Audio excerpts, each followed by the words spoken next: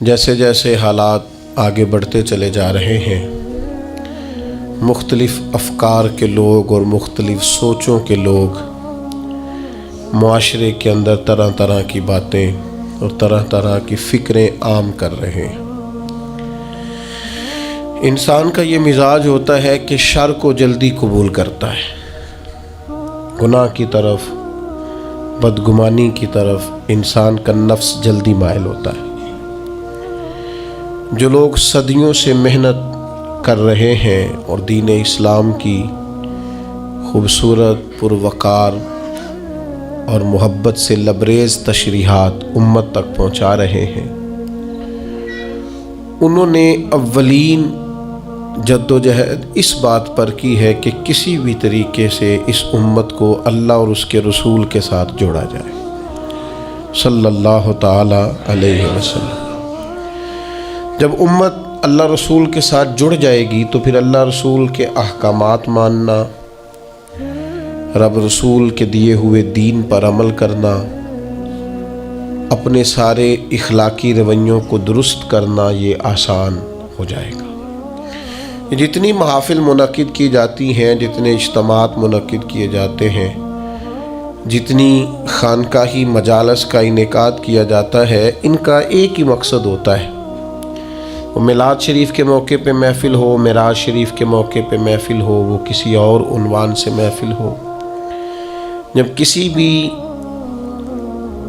اجتماع کو محفل کا نام دیا جاتا ہے تو مقصود ہوتا ہے کہ اس میں نبی پاک علیہ السلام کے فضائل بیان کیے جائیں، حضور کی نعت بیان کی جائے، نبی پاک کے خصائل بیان کیے جائیں، تاکہ امت کے نوجوانوں کے دلوں میں رسول پاک کی محبت بڑھ جائے، حضور کا پیار بڑھ جائے۔ اور جیسے جیسے حضور کی محبت امت کے دلوں میں بڑھتی جاتی ہے، حضور کی غلامی کا اور فرما برداری کا جذبہ بھی بڑھتا جاتا ہے۔ اور الحمدللہ ان محافل نے، ان اجتماعات نے ایک زبردست انقلاب برپا کیا ہے، اور زمانے سے لوگ دیکھ رہے ہیں کہ حضور کی نعت پاک کا کوئی شعر آتا ہے یا نبی کریم علیہ السلام کا نام نامی اس میں گرامی آتا ہے تو مومن کے وجود میں ہلچل پیدا ہوتی، تازگی پیدا ہوتی۔ اس کو لوگ اپنا اپنا عنوان دیتے ہیں، کوئی کہتا ہے میرا ایمان تازہ ہو گیا ہے، کوئی کہتا ہے میرے وجود پر وجد طاری ہو گیا ہے، کوئی کہتا ہے کہ میری وہ ساری محبت درد بن کر آنسوؤں کے ذریعے چھلک پڑی ہے۔ لیکن ان محافل سے بہرحال یہ نتیجہ ضرور نکلا ہے کہ لوگوں کے دل گنبد خضرا کے قریب چلے گئے۔ دوسری بات ہمیشہ یاد رکھیے گا کہ چیزیں اپنی ضد سے پہچانی جاتی ہیں۔ کوئی بھی چیز جب اس کی مخالف چیز کا ذکر کیا جاتا ہے پھر اس کی پہچان ہوتی ہے۔ اگر رات نہ ہو تو دن کی کوئی پہچان نہیں ہے، اگر صبح نہ ہو تو شام کی کوئی پہچان، اگر اجالا نہ ہو تو اندھیرے کا کوئی نام لینے کو بھی تیار نہیں ہے۔ چیزیں اپنی ضد سے پہچانی جاتی ہیں۔ الاشیاء تعرف باضدادها۔ عرب کہتے ہیں کہ کوئی بھی چیز اپنے ضد سے پہچانی جاتی ہے۔ جس طرح نبی پاک علیہ السلام کے فضائل کا، حضور کی نعت کا، نبی پاک کی عظمتوں کا بیان ہمیشہ سے ہوتا رہا ہے نا، اس طرح سے بعض ایسے نادان بھی تھے جو ہمیشہ بعض چیزوں کو سمیٹتے رہے ہیں، بعض چیزوں کو وہ گھیرتے رہے ہیں، اور وہ تروڑ مروڑ کے چیزوں کو اس طرح پیش کرتے رہے ہیں کہ بالکل ایک نیا رستہ، ہٹ کے رستہ ایک گروہ گزرا ہے امت میں جس کو نیچری کہا جاتا ہے۔ یہ باقاعدہ ایک فرقہ تھا، اور اس فرقے کے بڑے شخص کا اگر میں آپ کو نام بتاؤں تو آپ سارے واقف ہیں۔ ان کے بڑے شخص کا نام تھا سر سید احمد خان۔ یہ نیچری تھے۔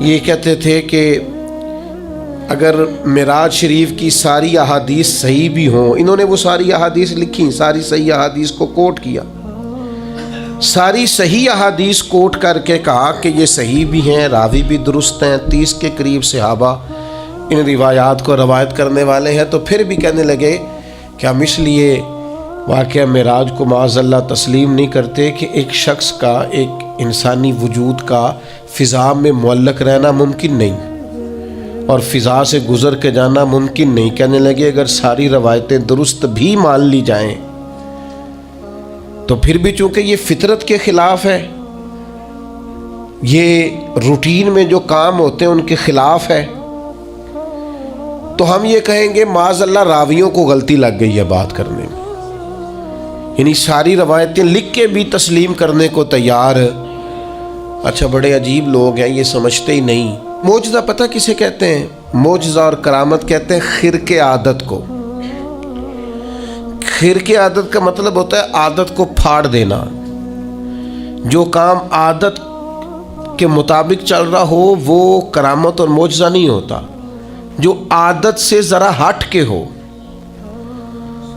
اس کو معجزہ اور کرامت کہا جاتا ہے۔ جو روٹین میں چل رہا ہو وہ تو چل ہی رہا ہے روٹین میں۔ ہم کہتے ہیں کہ جب رب چاہتا ہے تو نبی کے ہاتھ پہ معجزہ ہوتا ہے، ولی کے ہاتھ پہ کرامت ہوتی ہے۔ آپ کہیں جناب فلانا کام فطرتاً ہو رہا تھا، اصول کے ساتھ ہو رہا تھا، تو بالکل آپ کی بات ٹھیک ہے۔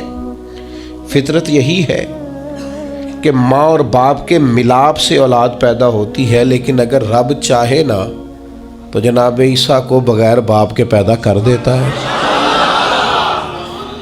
فطرت یہی ہے کہ بچے عمر کا کچھ حصہ طے کرنے کے بعد 3-4 سال کی عمر میں جا کر گفتگو شروع کرتے ہیں، لیکن اگر اللہ چاہے تو قرآن کہتا ہے کہ جناب عیسیٰ پنگوڑے میں کہتے ہیں انی عبد اللہ آتانی الکتاب، میں اللہ کا بندہ ہوں اور کتاب لے کے آیا ہوں۔ یعنی وہ پنگوڑے میں بھی یہ گفتگو کر دیتے ہیں اگر اللہ، اسی کو معجزہ کہا جاتا ہے۔ اور کتاب و سنت اس سے الحمدللہ معمور ہے، بھرپور ہے۔ آپ کبھی غور فرماتے جائیں، دیکھتے جائیں، فطرت تو یہی ہے نا کہ مادرزاد اندھا، کوڑا، برس کے مریض، یہ سارے کسی طبیب کے پاس جائیں، ڈاکٹر کے پاس جائیں، علاج کرائیں۔ اور آج کل کی ہماری زبان کے اندر اگر کوئی شخص مریض ہے تو پہلے وہ ٹیسٹ کرائے، پھر اس کے بعد ڈاکٹر کا تجویز کردہ نسخہ استعمال کرے، آپریٹ کی ضرورت ہے تو آپریشن کرائے، پھر ٹھیک ہوگا۔ لیکن اگر چاہے نا رب اور دے اپنے نبی کو معجزہ، تو پھر قرآن کہتا ہے کہ جناب عیسیٰ علیہ السلام اگر مادرزاد اندھوں کو اور کوڑوں کو ہاتھ پھیر دیں تو اللہ شفا عطا فرما دے، اور یہ تیسرے پارے میں آپ کو میسر آئے گا، ملے گا۔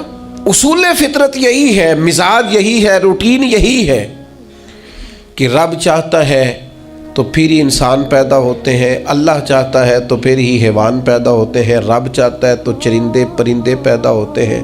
لیکن اگر اللہ چاہے اور اپنے نبی کو معجزہ دے تو پھر حضرت عیسیٰ علیہ السلام مٹی کی مورت بنا کے پھونک دیں تو اللہ تعالیٰ اسے زندگی عطا فرما دیتا، اور یہ قرآن مجید ہے۔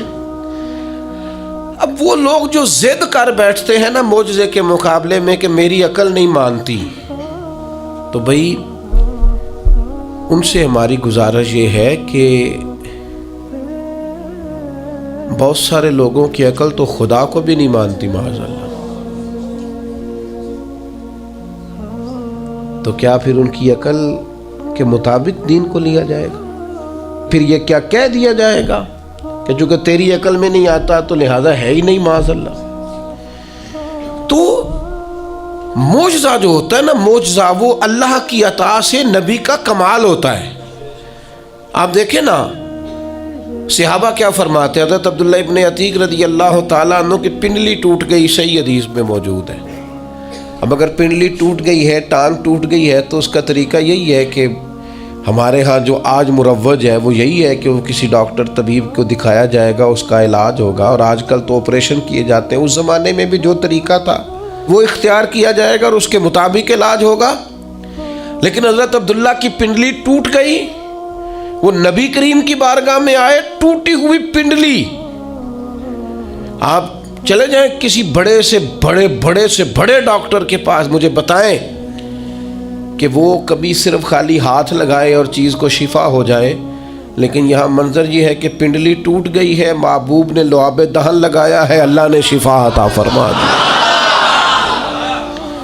آپ اس مزاج کو سمجھیں، یہ دین کا باقاعدہ عنوان ہے، یہ باقاعدہ عنوان ہے دین اسلام کا.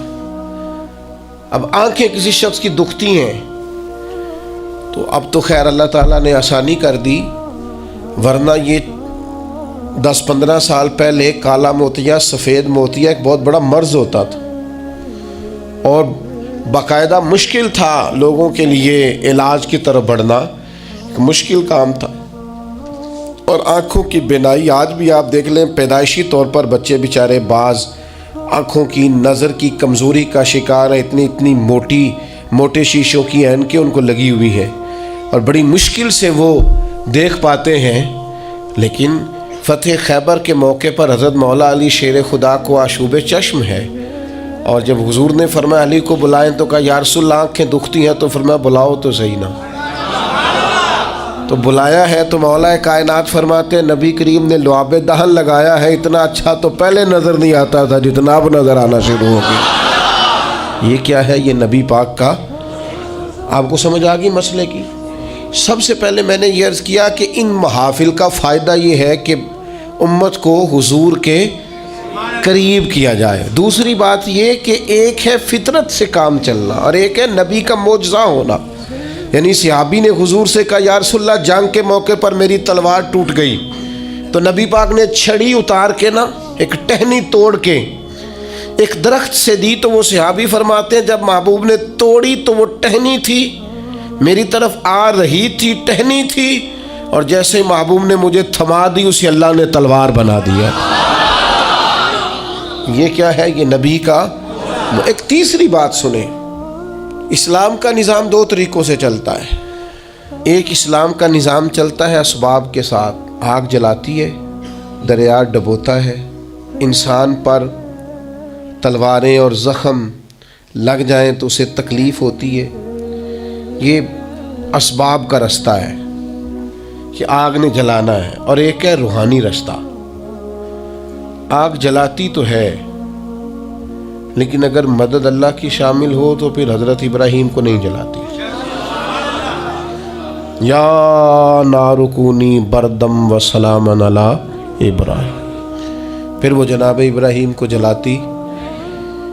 اصول تو یہی ہے کہ دریا میں جو جائے تیرنا نہ آتا ہو تو ڈوب جاتا ہے، لیکن اگر اللہ چاہے نا حضرت موسیٰ اپنے گھوڑے دریا میں ڈال دے تو وَإِذْ فَرَقْنَا بِكُمُ الْبَحْرَ فَأَنْجَيْنَاكُمْ وَأَغْرَقْنَا آلَ فِرْعَوْنَ، تو اللہ کہتا ہے میں نے دریا پھاڑ کے موسیٰ کے لیے رستہ بنا دیا.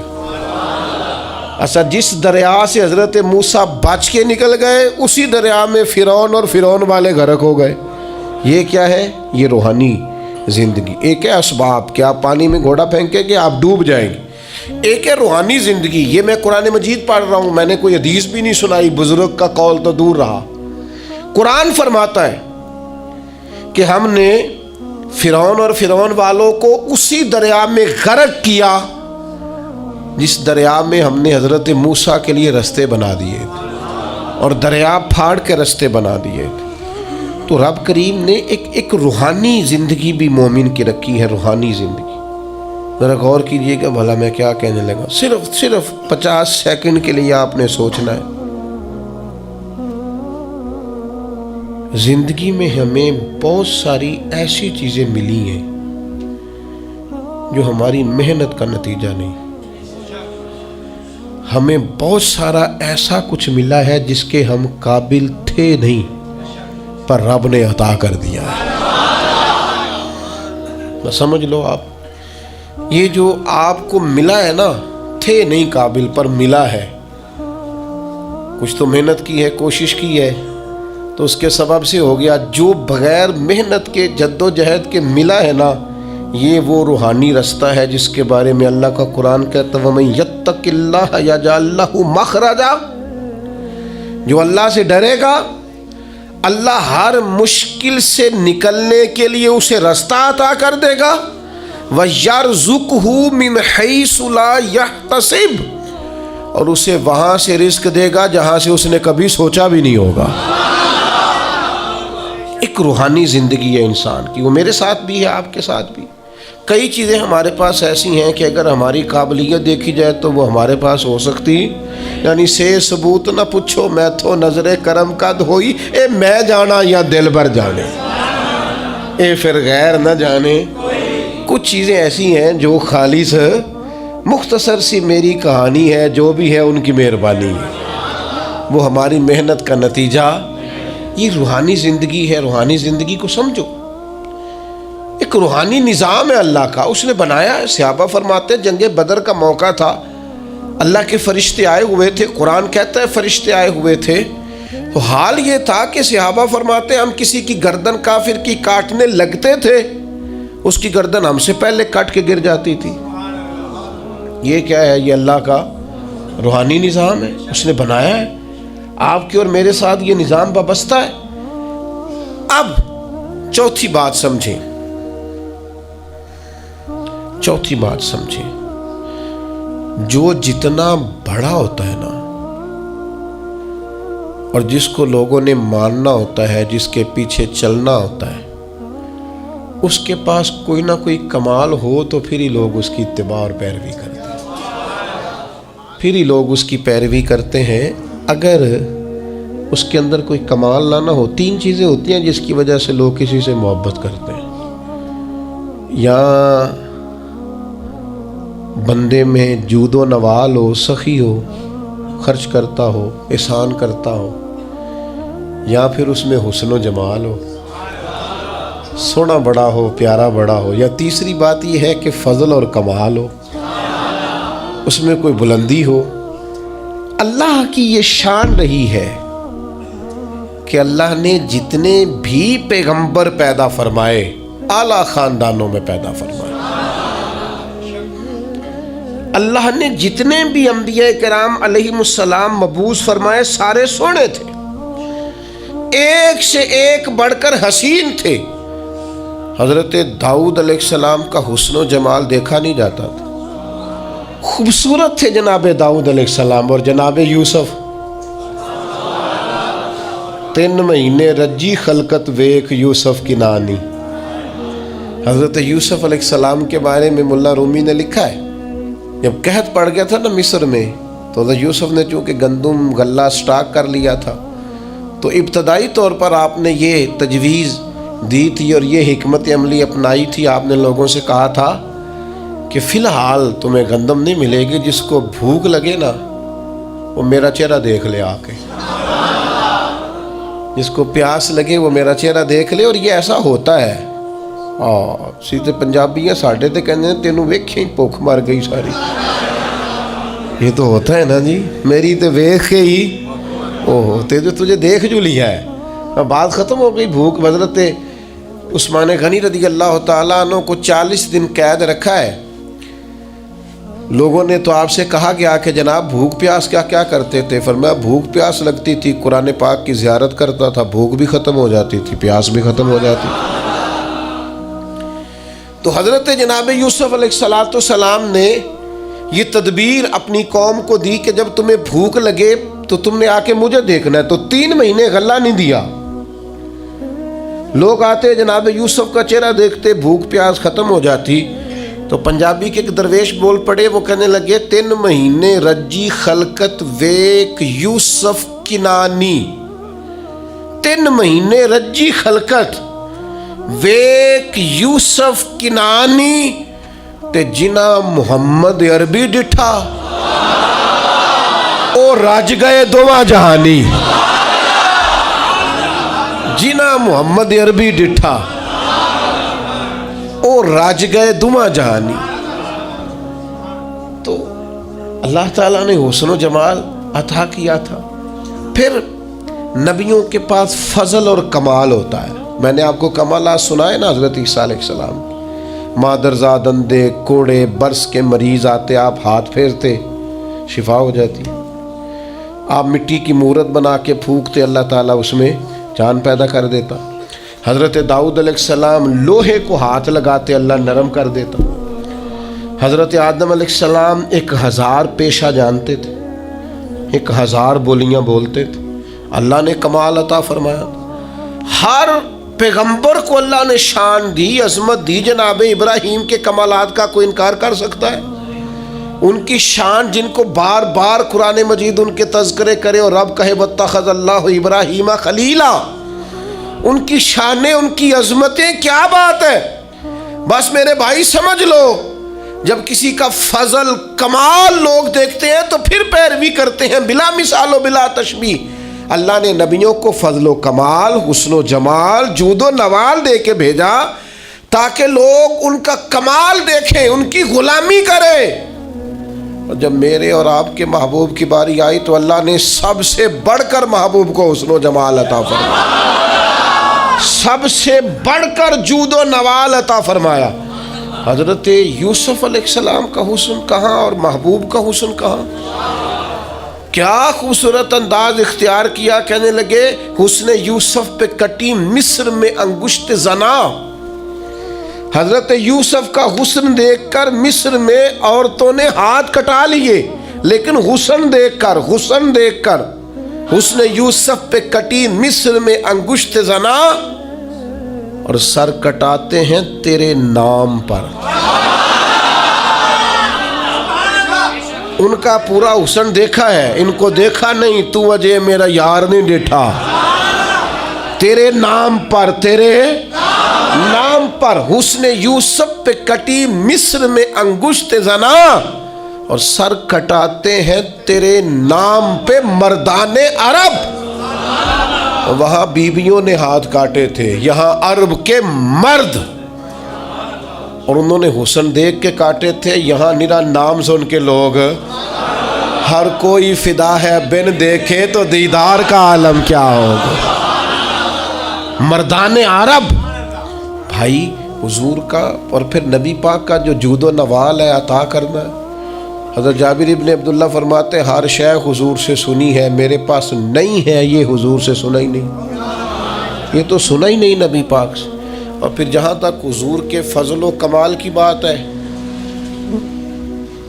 تو ہر نبی کو اللہ نے معجزہ دیا، اور نبی پاک کو اللہ نے بنائے معجزہ ہے۔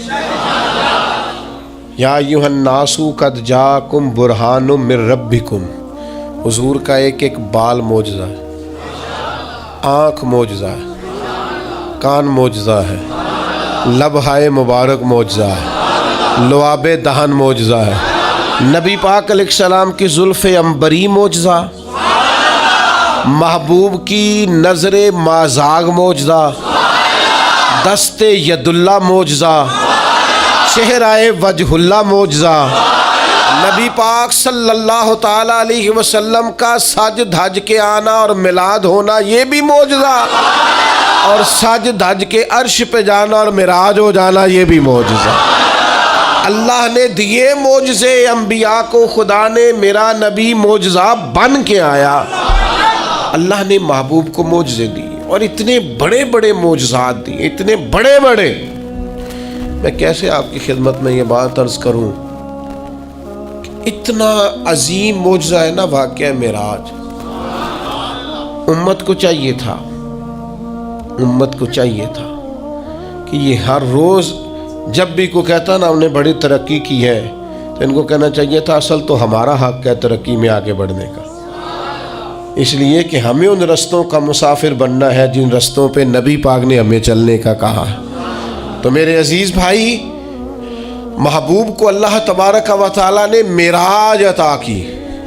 اب وہ معراج میں بھی نا بندے بڑے پریشان ہیں، میں بات سمیٹنا چاہتا ہوں۔ اب زمانہ ہو گیا، ایک گروپ ہے، میں نے جمعے میں کہا تھا کہ اب ہر سال نہیں ہم دلیلیں دینا چاہتے کہ حضور خواب میں گئے ہیں کہ حقیقت میں گئے ہیں۔ یہاں عجیب منظر ہے، بعض لوگ نہ کہتے ہیں جی نبی کریم نے سارے معراج جتنے بھی محبوب کو یہ معراج ہوا یہ خواب میں ہوا ہے۔ میں اگر کہوں کہ میں نے رات کو خواب دیکھی ہے میں پاکستان کا صدر بن گیا ہوں، تو آپ کو کوئی اعتراض ہے اس بات پہ؟ خواب جو کسی نے کوئی اعتراض ہے؟ ویسے میں کہوں یہاں کھڑا ہو کہ میں صدر ہوں تو آپ کو اعتراض ہے، کیونکہ جناب آپ صدر نہیں ہے۔ میری بات کی سمجھ آ رہی ہے؟ کوئی شخص آپ میں سے اٹھ کے کہے کہ میں نے خواب دیکھی ہے، رات خواب میں یہاں سے نکلا ہوں، امریکہ گیا، وہاں سے برطانیہ آیا، وہاں سے ہالینڈ چلا گیا، وہاں سے افریقہ کے جنگل دیکھے، وہاں سے میں عرب آ گیا، میں نے جو ہے وہ دبئی اور مسقط اور یہ سارے ریگستان دیکھے، اور پھر اللہ نے مجھے موقع دی اور مجھے حرم کی حاضری نصیب ہوئی خواب میں سارا دیکھ کے آیا ہوں، تو آپ کو کوئی اعتراض ہے؟ کیوں جی؟ کیونکہ اور اگر وہ کہے حقیقت میں صبح نکلا اور یہاں سے امریکہ گیا اور وہاں سے میں افریقہ آیا، وہاں سے برطانیہ، یورپ، یہ ہنسانے کو نہیں کہہ رہا، سمجھانے کو کہہ رہا، وہاں سے پھر میں سارا عرب گھوم کے شام تک گھر آ گیا، صبح نکلا، تو آپ مان لیں گے؟ کیوں؟ یہ ممکن ہے؟ آپ کہیں گے میاں صرف امریکہ کی فلائٹ اگر یہاں سے ڈائریکٹ بھی کو جائے تو 14-15 گھنٹے کی، تو آپ تو ایک دن بھی بمشکل وہاں پہنچیں گے، صبح سے شام تک میں۔ آپ وہاں سے واپس کیسے آ گئے اور وہاں بھی چلے گئے اور یہاں بھی چلے گئے؟ یہ ممکن ہے؟ پریشانی ہوتی تب ہے جب کو کہتا ہے میں حقیقت میں گیا ہوں۔ یہ جو ابو جہل پریشان ہوا ہے نا، یہ جو ابو لہب پریشان ہوا ہے، یہ جو اتبا اتیبہ، میرے نال ناراض نہ ہویا جے، میں کدی یہی دی گل کرنا، روز تے کردا ہی نہیں۔ یہ جڑے بندے آج تک پریشان نے نا، کبھی کبھی کرتا ہوں چلو خوگر حمد سے تھوڑا سا گلہ بھی سن لے، یہ جو آج تک پریشان ہے نا سارے، یہ پریشان اس لیے ہیں کہ حضور اگر کہتے نا میں خواب میں گیا ہوں تو کسی کو مسئلہ ہی نہیں تھا۔ محبوب فرماتے میں گیا ہوں، سبحان الذی اسریٰ بعبدہ لیلا من المسجد الحرام الی المسجد الاقصی، حضور مسجد حرام سے مسجد اقصی تک، اور وہی ایک رات میں نہیں ہو سکتا، وہی ہفتوں مہینوں کا سفر ہے، وہی نہیں ہو سکتا تھا۔ مسجد حرام سے مسجد اقصی جایا آئے نہیں جا سکتا، لیلاً رات کے تھوڑے حصے میں۔ حضور نے فرمایا میں گیا بھی ہوں، آیا بھی ہوں، اور پھر نبی پاک علیہ الصلوۃ والسلام پہلا آسمان، دوسرا آسمان، تیسرا آسمان، اور خود حدیث پاک میں موجود ہے کہ پہلے آسمان سے لے کر دوسرے آسمان تک کا فاصلہ 500 سال کی مسافت ہے، پھر اتنا ہی دوسرا، پھر اتنا ہی تیسرا، پھر اتنا ہی چوتھا، اور پھر اس کے اوپر سدرۃ المنتہا، کوئی رہ فلک اتے یار گیا، کوئی جا کے سدرات ہار گیا، ایک کالیاں زلفاں والا سی جڑا لنگ عرشاں تو بھی پار گیا۔ یہ جو حضور نے فرمایا، اگر محبوب کہتے ہیں نا میں خواب میں گیا ہوں تو کسی نے پریشان، یہ سارے تو پریشان رہے ہیں۔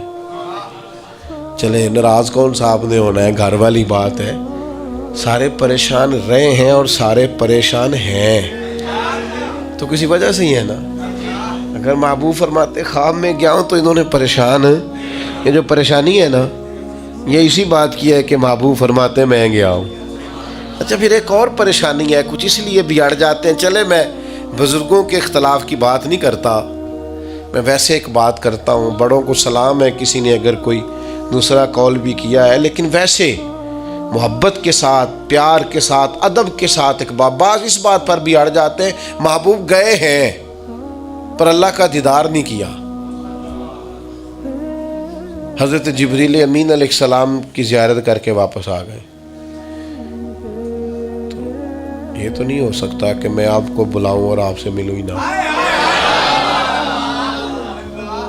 اور پھر شیخ محقق شاہ عبد الاقصی محدث دہلوی رحمۃ اللہ لکھا ہے، حضرت جبریل علیہ السلام کسی نبی کے پاس 2 دفعہ گئے، کسی کے پاس 4 دفعہ گئے، کسی کے پاس 6 دفعہ گئے، نبی کریم کی بارگاہ میں حضرت جبریل 24,000 مرتبہ حاضر ہوئے، تو وہ تو روز یہاں آئے ہوتے تھے، ان سے ملنے جانا تھا، ان سے ملنے جانا تھا، محبوب تو گئے۔ اور پھر حضور علیہ السلام فرماتے ہیں میں نے اپنے رب کو سونی صورت میں دیکھا، اور نبی پاک فرماتے ہیں رب نے اپنا دست مبارک میری پشت پہ رکھا، اس کی ٹھنڈک جو اس کی شان کے لائق پشت پہ رکھا، اور اس کی ٹھنڈک میں نے سینے میں محسوس کی۔ اور حضور فرماتے ہیں جب اللہ نے وہ دست مبارک رکھا تو پھر میں نے مشرقوں کو بھی جان لیا اور مغربوں کو بھی جان لیا، پھر سارے علوم مجھ پر واضح ہو گئے۔ ابن یعقوب کو اللہ نے صورت بخشی، ید بیضا کی کلیم اللہ کو نعمت بخشی، اور جناب عیسیٰ کو مسیحائی کی دولت بخشی۔ ہر نبی کو کوئی عزت کوئی عظمت بخشی، میری سرکار کو بے پردہ زیارت، میری سرکار کو بے پردہ زیارت۔ تو میرے عزیز یاد رکھیے گا کہ حضور کا واقعہ معراج یہ تو امت کے لیے شانوں کا باعث ہے، یہ تو عظمتوں کا باعث ہے۔ اس لیے اچھا پھر ایک اور مسئلہ بھی، آج ایک دوست مجھ سے کہنے لگے، ایک صاحب کہہ رہے تھے 27 رجب کو محفل نہیں کرنی چاہیے، یہ تو کنفرم ہی نہیں ہے کہ 27 کو معراج ہوئی تھی۔ میں نے کہا یہ تو میلاد والی بات ہو گئی۔ ایک صاحب مجھ سے کہنے لگے کہ حضور کا میلاد 12 ربیع الاول کو نہیں۔ میں کہ تو پریشان نہ ہو، میری جماعت بڑی پیار والی ہے، وہ تو سفر میں بھی میلاد کرتی رہتی ہے، ربیع ثانی میں بھی میلاد کی محفل ہے۔ اب تو مجھے زمانہ گزر گیا سفر کرتے، وہ تو سارا سال ہی میلاد کرتے رہتے، آپ کیا بات کرتے؟ ہم کون 12 کا پابند رہے، سارا سال میلاد ہوتے؟ کہنے لگے جی 9 ہے، تو میں نے کہا پھر بھی کوئی اعتراض نہیں، آپ 9 کو کر لیں، ہمیں کوئی پریشانی۔ ہم 27 رجب کو معراج کی محفل کر رہے ہیں، آپ کا خیال ہے 5 رجب ہے، آپ 5 کو معراج کی محفل کر رہے ہیں، ہمیں تو کوئی پریشانی والی بات ہے۔ تو بلا وجہ کے الجھاؤ، بلا وجہ کی بحثیں نہیں ہونی چاہیے۔ بات کو ختم کرتا ہوں، کرنا کیا ہے، امت نے کرنا کیا ہے؟ واقعہ معراج سبق کیا دیتا ہے، درس کیا دیتا ہے؟ واقعہ معراج امت کو یہ سبق دیتا ہے کہ نبی پاک علیہ الصلوۃ والسلام نے اپنی حیات ظاہری میں جتنا سفر کیا ہے وہ عروج کی طرف کیا، وہ فتح کی طرف کیا ہے۔ نبی پاک علیہ السلام نے ہر قدم اٹھایا ہے تو وہ جد و جہد ہے، وہ کامیابی ہے، وہ آگے بڑھنا ہے، وہ عروج ہے۔ وہ 1 2 3 صحابہ سے بات شروع ہوئی، پھر حضور مدینہ طیبہ تشریف لے گئے، پھر حالات کا یہ رنگ ہوا کہ ان فتحنا لک فتحا مبینا، پھر وہ عروج ہوا، وہ 23 سالوں میں وہ انقلاب آیا، آگے بڑھنا، جد و جہد کرنا، کوشش کرنا، عروج کی طرف جانا۔ وہ وقت آیا کہ اذا جاء نصر اللہ والفتح وَرَأَيْتَ النَّاسَ يَدْخُلُونَ فِي دِينِ اللَّهِ أَفْوَاجًا۔ محبوب آپ دیکھیں گے اللہ کی مدد آئی، فتح حاصل ہو گئی، فوجوں کی فوجیں دین میں داخل ہو رہی، عروج ہے، کمال ہے، ترقی ہے، آگے بڑھنا، جد و جہد کرنی۔ امت آج بیٹھ کے سوچ رہی ہے کہ ہم نے کوئی محنت ہی نہیں کرنی، ہم نے آگے نہیں بڑھنا، ہم نے کسی ایجاد کی طرف توجہ نہیں دینی، ہم نے ترقی کا کوئی رستہ اختیار نہیں کرنا۔ یہ ایک ایجاد کر کے ہمیں دی گئی ہے نا موبائل، اس کا مطلب یہ ہے کہ ہم اپنی کمر ٹیڑھی کر لیں لیٹ لیٹ کے موبائل دیکھ دیکھ کے۔